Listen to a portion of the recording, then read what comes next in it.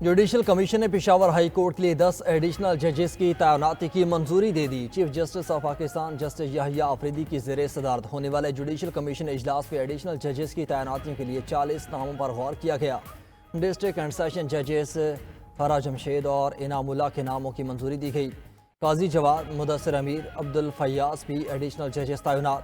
صلاح الدین، صادق علی، طارق آفریدی، ثابت علی کے نام بھی شامل۔ رائے کے مطابق اجلاس میں بیرسٹر گوہر علی ظفر اور صوبائی وزیر قانون کے پی کی جانب سے ایک اضافی تعیناتی کی مخالفت کی گئی۔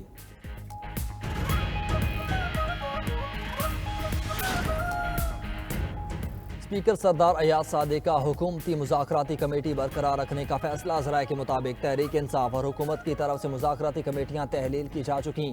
قومی اسمبلی سیکریٹریٹ نے مذاکراتی کمیٹیوں کو باقاعدہ ڈی نوٹیفائی نہیں کیا۔ ترجمان قومی اسمبلی کے مطابق ایاز صادق اب بھی حکومت اور پی ٹی آئی کے مذاکرات جاری رکھنے کے خواہاں ہیں۔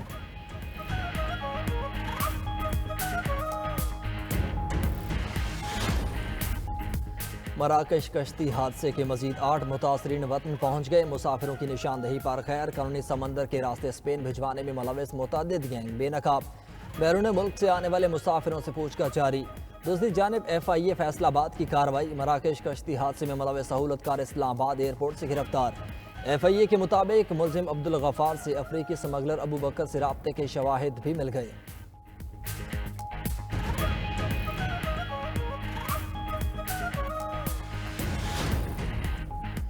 کراچی میں 17,000 ایکڑ سرکاری زمین پر بحریہ ٹاؤن کے قبضے کا معاملہ۔ نیب نے احتساب عدالت کراچی میں ریفرنس دائر کر دیا۔ ریفرنس ملک ریاض اور علی ریاض کے خلاف دائر کیا گیا۔ 5 فرنٹ مینوں کے خلاف بھی ریفرنس دائر۔ ریفرنس میں کہا گیا کہ سرکاری اراضی پر قبضہ کر کے قومی خزانے کو اربوں روپے کا نقصان پہنچایا گیا۔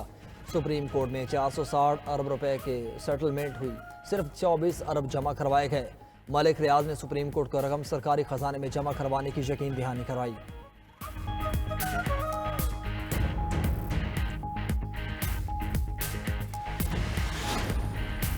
پاکستانی گروہ کا ہیکنگ اور مالی فراڈ میں ملوث ہونے کا انکشاف۔ امریکی اور ڈچ حکام کی پاکستانی گروہ کے خلاف کارروائی۔ دنیا بھر میں ویب سائٹس ہیکنگ ٹولز بیچنے اور مالی فراڈ پر 39 cyber crime web sites block کر دیں۔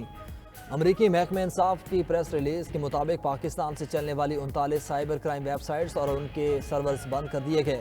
تحقیقات کے مطابق یہ نیٹ ورک 2020 سے سرگرم تھا اور امریکی شہریوں کو نشانہ بنا کر $30 لاکھ سے زائد کا نقصان پہنچا چکا تھا۔ یہ web sites phishing kits, skimming pages اور ای میل ایکسٹریکٹرز جیسے ہیکنگ ٹولز فروخت کر رہی تھیں۔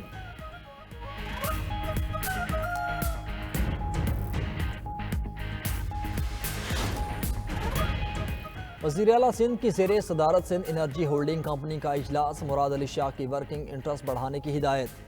وزیر اعلیٰ سندھ کا کہنا تھا کہ وفاق تیل اور گیس کی پیداوار کے تازہ ترین اعداد و شمار فراہم کرے۔ سندھ گیس پیداوار میں ایک اہم سٹیک ہولڈر ہے۔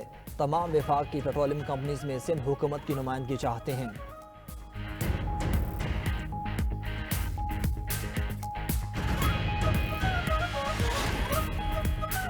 پیکا ایکٹ صحافیوں اور ہمارے لیے تلوار ہے۔ اسلام آباد والے ہوش کے ناخن نے اپوزیشن لیڈر عمر ایوب کی لاہور میں میڈیا سے گفتگو۔ کہا بلاول بھٹو کہتے ہیں وہ جمہوریت پسند ہیں، لیکن پیپلز پارٹی نے پیکا ایکٹ کے لیے ووٹ دیا۔ پی ٹی آئی نے پیکا کے خلاف ووٹ دیا۔ محفوظ سرحد، بہتر معیشت اور ملکی ترقی کے لیے ضروری ہے۔ ادھر عمر ایوب کے خلاف 9 مئی کے 3 مقدمات میں عبوری ضمانتوں میں سماعت۔ انسداد دہشت گردی عدالت لاہور نے عمر ایوب کی عبوری ضمانت میں 18 فروری تک توسیع کر دی۔ عدالت نے پولیس کو تفتیش مکمل کرنے کی ہدایت کر دی۔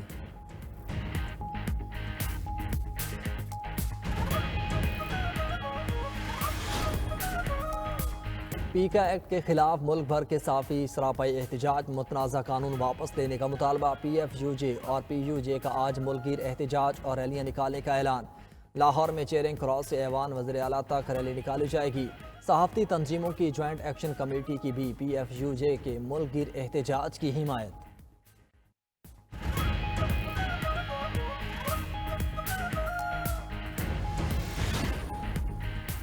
ملک میں سیاسی بحران ہے۔ سیاسی بحران 2018 کے انتخابات کے بعد شروع ہوا۔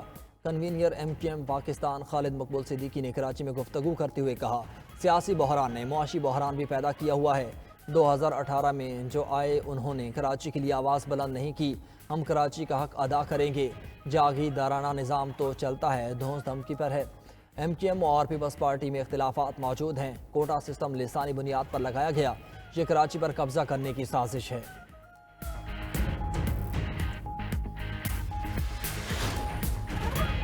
متحدہ والے سوچیں، صرف باتوں سے مسئلے حل نہیں ہوتے۔ وزیر اعظم کو چاہیے کراچی کی ترقی کے لیے خزانوں کے منہ کھولیں۔ تنقید ایک کان سے سنتے دوسرے سے نکال دیتے ہیں۔ سیاسی زندگی گلیمر زدہ ہو گئی ہے۔ میئر کراچی مرتضیٰ وہاب کی صحافیوں سے گفتگو، کہا پانی اور اچھی سڑکیں ملنا ہمارا حق ہے۔ کراچی کا سب سے بڑا مسئلہ پینے کا صاف پانی ہے۔ لاہور میں زیر زمین میٹھا پانی، لیکن کراچی میں کھارا ہے۔ لاہور کی مثال کراچی میں نہیں دی جا سکتی۔ معاشرے میں نا امیدی بہت زیادہ ہو گئی، ہمیں اپنے غلطیوں کو چھپانا نہیں چاہیے۔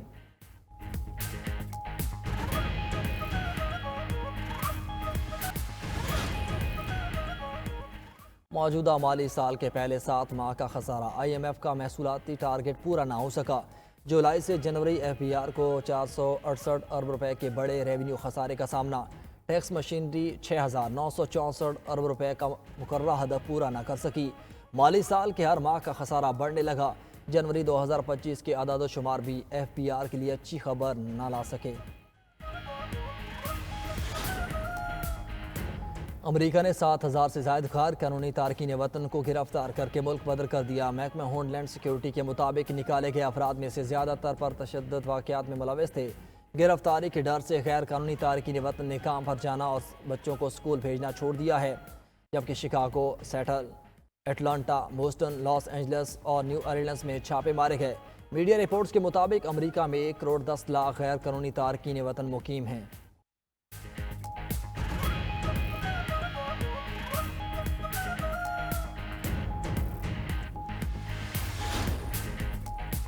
امریکہ میں ایک ہفتے میں دوسرا خوفناک فضائی حادثہ۔ ریاست پینسلوینیا کے شہر فلاڈیلفیا میں ایئر ایمبولینس گرنے سے 6 افراد ہلاک ہو گئے۔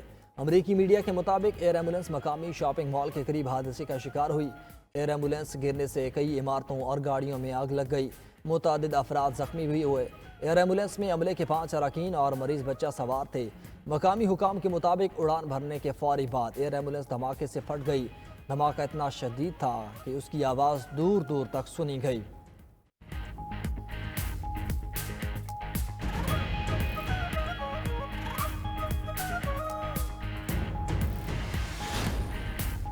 واشنگٹن طیارہ حادثے میں جاں بحق پاکستانی خاتون کی لاش مل گئی۔ اسرا حسین کی میت اہل خانہ کے حوالے، تدفین اتوار کو انڈیانا میں ہوگی۔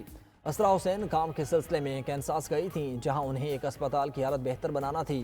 دوران پرواز وہ بھی کام میں مصروف تھیں۔ 26 برس کی اسرا حسین پاکستانی نژاد امریکی حامد رضا کی اہلیہ تھیں۔ حادثے کے بعد دریا میں گرنے والے طیارے سے اب تک 40 لاشیں نکالی جا چکی، جن میں سے 28 کی شناخت کر لی گئی ہے۔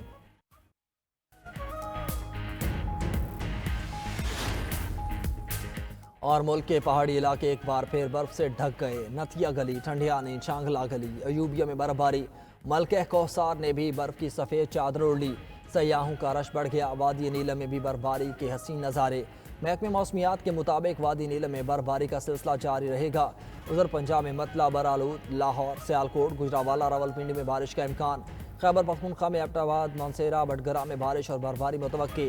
اسلام آباد میں پارہ 7، مظفر آباد 6، سری نگر میں 2 سینٹی گریڈ ریکارڈ۔ لاہور میں پارہ 13، کوئٹہ -3، پشاور 9 اور کراچی میں 17 ڈگری سینٹی گریڈ ریکارڈ کیا گیا۔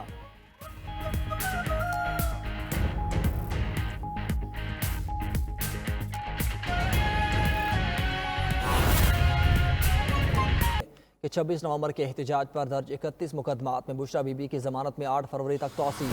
بشریٰ بی بی اڈیالہ جیل میں قائم خصوصی عدالت میں پیش نہ ہوئیں۔ عدالت نے بشریٰ بی بی کو تمام مقدمات میں شامل تفتیش کرنے کا حکم دے دیا ہے۔ تفصیلات بتائیں گے ساجد شیخ ہمارے ساتھ موجود ہیں۔ ساجد، سماعت کا احوال دیجیے گا۔ دیکھیے، 26 نومبر کے احتجاج کے 31 مقدمات میں بشریٰ بی بی کی ضمانت میں 8 فروری تک توسیع کر دی گئی ہے، اور بشریٰ بی بی کو اڈیالہ جیل میں قائم خصوصی عدالت پیش نہ کیا گیا، اور بشریٰ بی بی کی عدم پیشی پر عدالت نے ضمانت میں 8 فروری تک توسیع کی ہے۔ عدالت کا ملزمہ کو تمام مقدمات میں شامل تفتیش کرنے کا حکم ہے، اور تمام مقدمات کے تفتیشی افسران کو ملزمہ کو شامل تفتیش کرنے کا حکم دیا گیا ہے۔ بشریٰ بی بی کی درخواست ضمانت پر سماعت انسداد دہشت گردی عدالت کے جج امجد علی